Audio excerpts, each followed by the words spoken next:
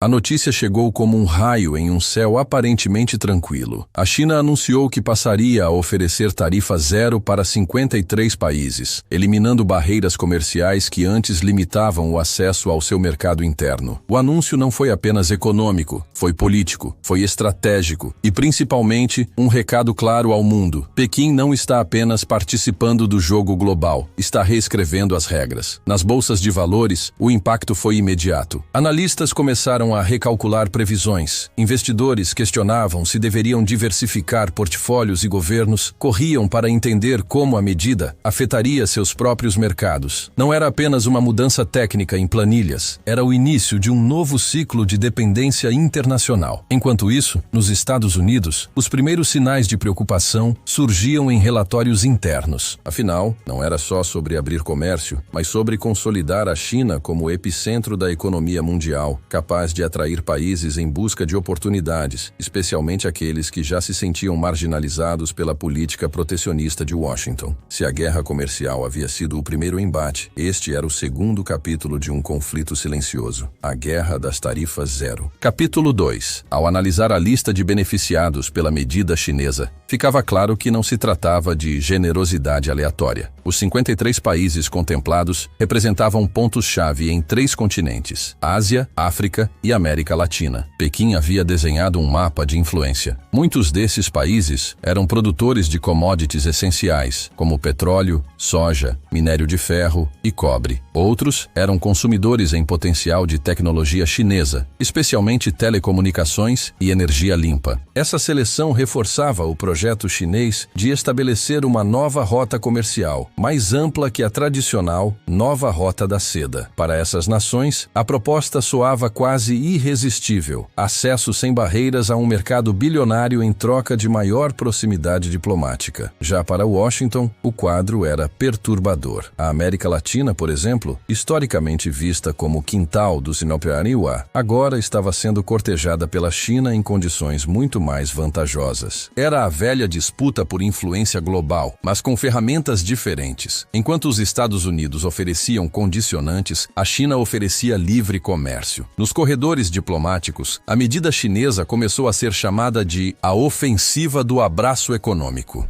Não era uma guerra direta. Não envolvia sanções nem tropas, mas sim a arma mais poderosa do século XXI, o mercado consumidor. As embaixadas dos países contemplados receberam comunicados oficiais, acompanhados de convites para estreitar laços culturais e tecnológicos. Pequim não queria apenas vender produtos, queria se tornar um parceiro estratégico, quase indispensável. Muitos governos, especialmente na África, viram nessa abertura uma oportunidade inédita de crescimento. Durante décadas, haviam sido reféns de acordos comerciais desiguais, sempre impostos por potências que exigiam contrapartidas pesadas. Agora, a China aparecia como alternativa, prometendo ganha-ganha, sem a mesma pressão política. Já na Europa, o clima era de divisão. Enquanto alguns países enxergavam a medida como ameaça à competitividade, outros cogitavam alinhar-se ao movimento chinês para não ficarem de fora. Em Washington, o tom era outro. Não havia dúvida de que aquilo representava uma provocação direta ao coração da política econômica americana. Pela primeira vez em décadas, os EUA sentiam que poderiam perder a liderança global não pela força militar, mas pelo comércio. Capítulo 4. Os setores econômicos mais impactados pela notícia começaram a reagir. No Brasil, por exemplo, produtores de soja e carne celebraram, vendo na medida chinesa uma chance de aumentar exportações. Na África, países produtores de petróleo como Angola e Nigéria rapidamente demonstraram interesse em ampliar negociações. Na Ásia, pequenas economias, como Sri Lanka e Nepal, enxergavam uma saída para suas crises de endividamento. Era um efeito dominó positivo para quem estava dentro da lista dos 53 países. Em contrapartida, países fora dela sentiam-se excluídos e vulneráveis. A pressão interna aumentava. Por que nós não fomos incluídos? O que precisamos fazer para conquistar esse benefício? Pequim havia plantado a semente da dependência. independência. Os Estados Unidos, ao mesmo tempo, assistiam a uma movimentação incômoda. Empresas americanas começaram a questionar o governo. Se o comércio com a China se tornasse tão vantajoso para concorrentes, como manter a competitividade? Washington percebia que não bastaria responder com tarifas próprias. Estava em curso uma batalha de atração global. A cada dia,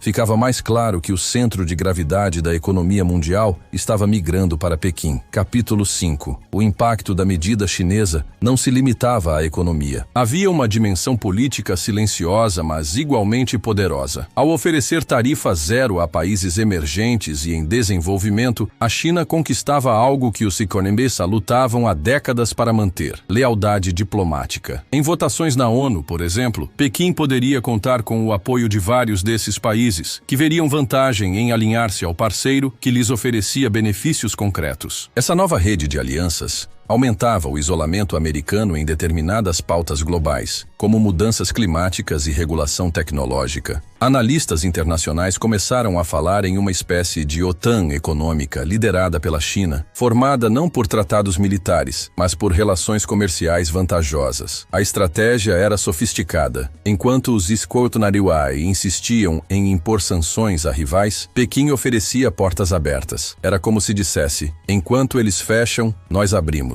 Essa mudança de paradigma gerava reflexos imediatos. Pequenos países da América Central, por exemplo, começaram a repensar seus laços históricos com Washington. Afinal, por que permanecer dependentes de uma potência que cobrava caro, quando poderiam se aproximar de outra que oferecia mercado e cooperação? Enquanto o governo Trump ainda tentava formular uma resposta à ofensiva chinesa, dentro dos Ilhasemaziwa crescia uma sensação de vulnerabilidade. A imprensa especializada questionava diariamente como a maior potência econômica do mundo poderia ter sido surpreendida de maneira tão estratégica. Os relatórios da Casa Branca mostravam que, em apenas 2 semanas após o anúncio da China, o volume de novos contratos firmados entre os países beneficiados pela tarifa zero havia disparado. Empresas europeias, que até então priorizavam relações com os Estados Unidos, começaram a buscar escritórios e representações em Pequim para aproveitar as novas condições. O choque era evidente. Washington estava perdendo espaço sem que um único tiro tivesse sido disparado. Economistas mais críticos afirmavam que o erro americano estava em acreditar que sanções e barreiras tarifárias seriam suficientes para conter a ascensão chinesa. O mundo não queria guerra, queria comércio. E nesse jogo, a China estava oferecendo exatamente o que os países desejavam. Trump,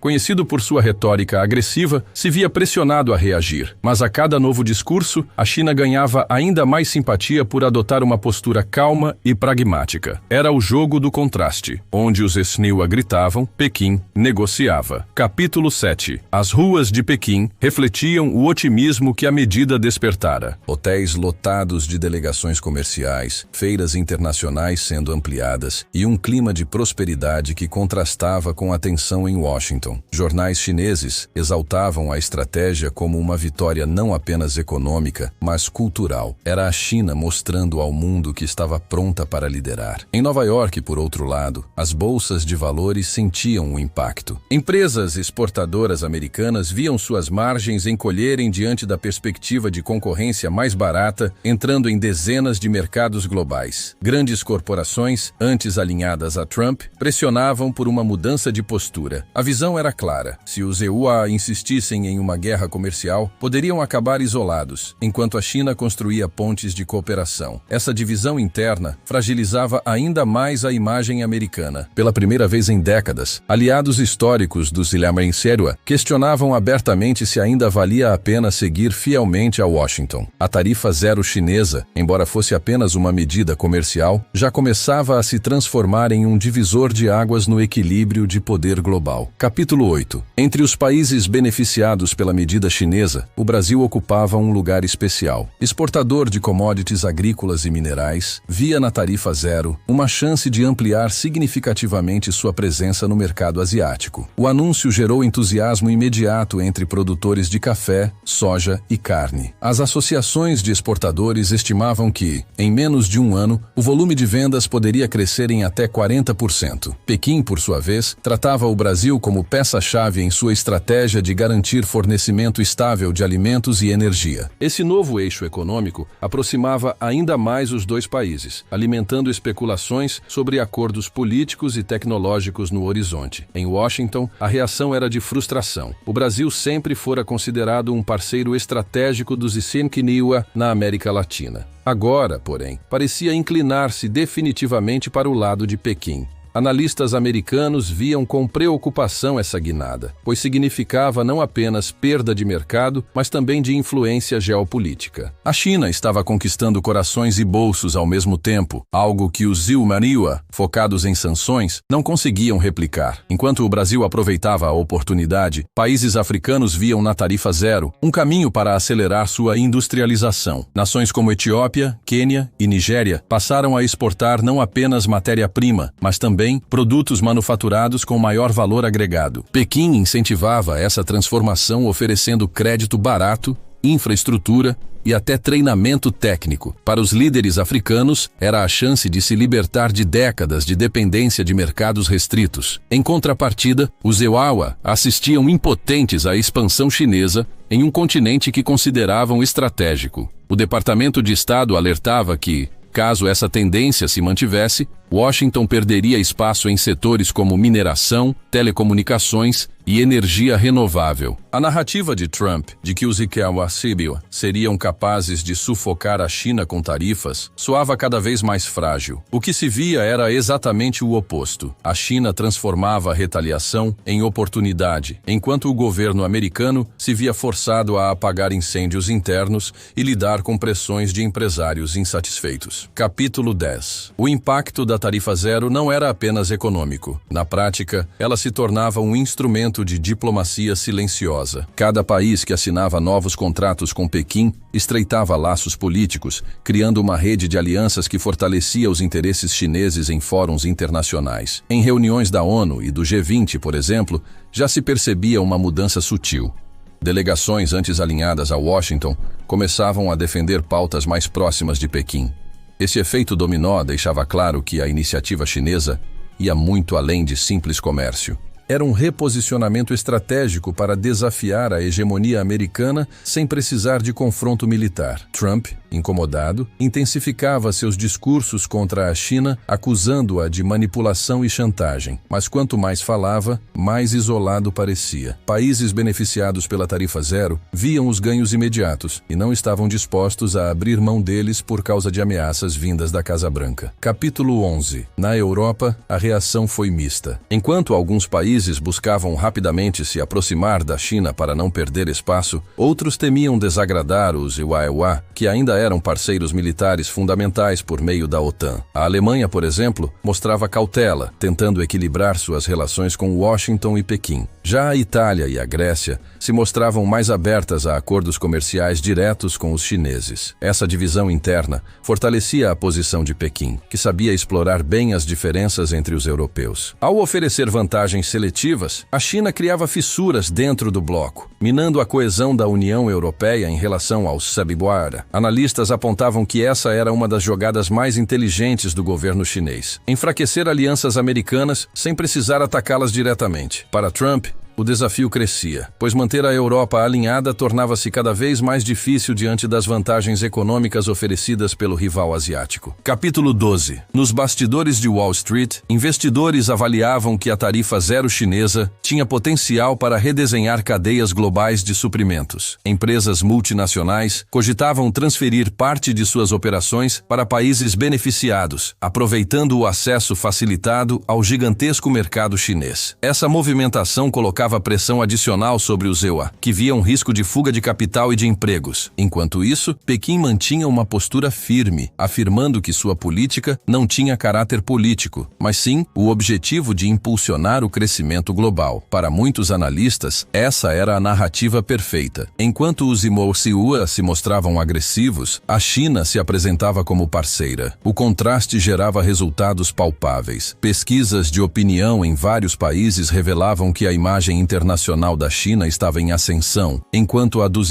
Brasil declinava. Era um golpe simbólico, mas de consequências profundas, pois a guerra pela influência global era também uma batalha de percepções. Enquanto o mundo acompanhava os desdobramentos, Pequim divulgava relatórios apontando que a tarifa zero já havia aumentado em 15% o volume de importações em apenas 3 meses. Produtos agrícolas, minerais e até bens manufaturados entravam na China com maior velocidade, dinamizando economias parceiras. Essa estatística foi vista como um recado claro ao governo Trump. A estratégia de isolamento não estava funcionando. Pelo contrário, cada medida do Xiaoping parecia abrir mais espaço para que a China consolidasse sua liderança econômica. Em Washington, conselheiros tentavam convencer Trump a adotar uma postura mais conciliadora, mas o ex-presidente insistia em manter a linha dura. Ele acreditava que o tempo provaria que a China não conseguiria sustentar tantos benefícios sem gerar déficit ou inflação. Entretanto, os dados mostravam o contrário. Os preços se mantinham estáveis e a confiança internacional na moeda chinesa crescia. O dólar, antes intocável, começava a sentir rachaduras em sua posição dominante. Capítulo 14. Na América Latina, o efeito foi imediato. Países produtores de grãos, carne e minerais intensificaram negociações com a China. O Brasil, em particular, emergia como um dos maiores beneficiados, fechando contratos bilionários de soja, café e carne bovina. Para o agronegócio brasileiro, era uma oportunidade sem precedentes de ampliar receitas e consolidar presença em um mercado de quase 1,5 bilhão de consumidores. Autoridades brasileiras comemoravam os acordos, enquanto empresários viam na tarifa zero um caminho para reduzir a dependência de outros mercados instáveis. No Xiaoping, produtores agrícolas pressionavam Trump, argumentando que as barreiras impostas à China estavam deixando-os em desvantagem. Essa pressão política aumentava o desgaste interno do ex-presidente, que precisava lidar com a insatisfação de uma base eleitoral essencial, os agricultores do meio-oeste. O dilema era claro: quanto mais atacava a China, mais o próprio setor agrícola americano sofria as consequências. Capítulo 15. No Oriente Médio, a política chinesa também surtia efeito. Países exportadores de petróleo, como Arábia Saudita e Irã, viram na tarifa zero uma chance de expandir ainda mais sua parceria energética com Pequim. A China, maior importadora mundial de petróleo, passou a negociar contratos de longo prazo com descontos generosos em troca de fidelidade política. Esse movimento preocupava os Xilares-Miwa, que historicamente dependiam da influência na região para garantir seu abastecimento energético e sua presença estratégica. Agora, observava-se uma transferência gradual de poder, com Pequim assumindo o protagonismo no Golfo Pérsico. Essa mudança não só reforçava o papel da China como potência global, mas também enfraquecia a capacidade de Washington de ditar as regras no comércio de energia. O que antes era visto como um jogo americano passava a ser disputado em condições totalmente novas. Capítulo 16. Trump, percebendo o avanço chinês, intensificou discursos inflamados, prometendo retaliações severas. No entanto, sua retórica encontrava limites práticos. Cada medida contra Pequim provocava reações contrárias, isolando ainda mais os Xilares-Miwa.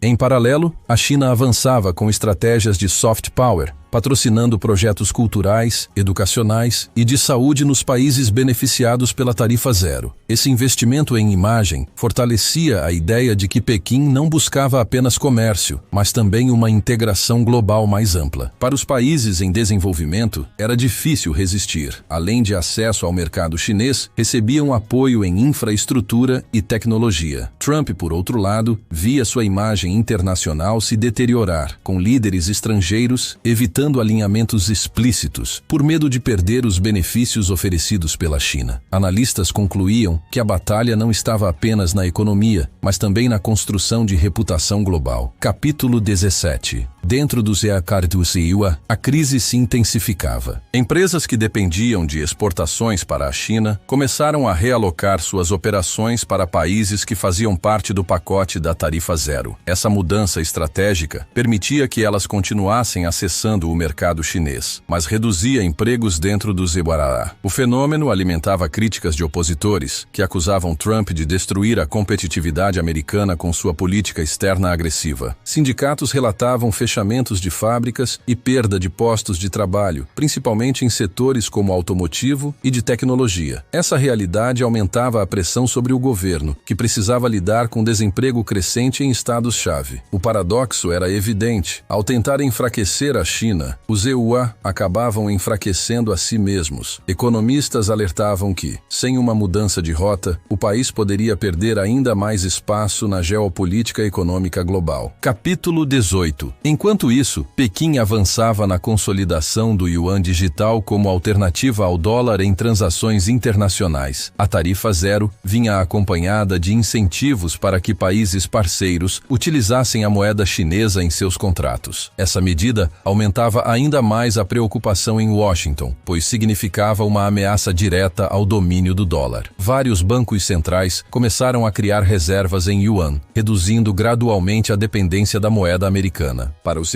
índios, essa era uma linha vermelha. Perder o privilégio do dólar significaria perder poder de influência global. Contudo, a estratégia chinesa era difícil de conter, pois estava atrelada a vantagens econômicas concretas. Cada contrato assinado em yuan era um tijolo a mais na construção de um sistema alternativo de finanças internacionais. Trump reagia com ameaças, mas a sensação era de que a maré já havia mudado. Capítulo 19. No cenário global, líderes políticos observavam com atenção a nova correlação de forças. Organizações multilaterais registravam um aumento da influência chinesa em votações e negociações. Países que antes dependiam exclusivamente dos EUO, agora tinham uma alternativa real para equilibrar suas posições. Esse multipolarismo emergente desafiava a estrutura construída desde o fim da Segunda Guerra Mundial. Trump, defensor da ideia de America First, via sua doutrina ser contestada por uma realidade em que o poder estava cada vez mais distribuído. A tarifa zero, inicialmente subestimada, mostrava-se um divisor de águas. Ela não apenas fortalecia economias parceiras, mas também minava o monopólio do dólar, criando um novo equilíbrio de forças. Para os aliados americanos, a dúvida crescia. Até que ponto valia a pena se manter alinhado a Washington diante de tantos benefícios oferecidos por Pequim? Capítulo 20. À medida que a política avançava,